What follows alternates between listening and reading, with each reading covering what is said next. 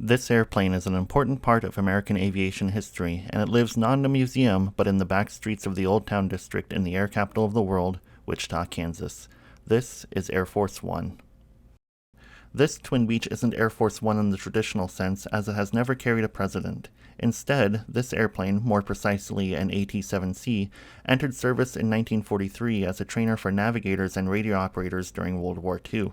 It gained its Air Force One moniker after the war when it was refurbished by Beechcraft in Wichita and delivered to the newly formed U.S. Air Force with the serial number of AF-1 for Air Force One. This Twin Beech was retired from military service in 1957 and served in a civilian world for many years. In 2007, it was purchased and restored by the Yard Store in Wichita, who put it on display for the public to enjoy.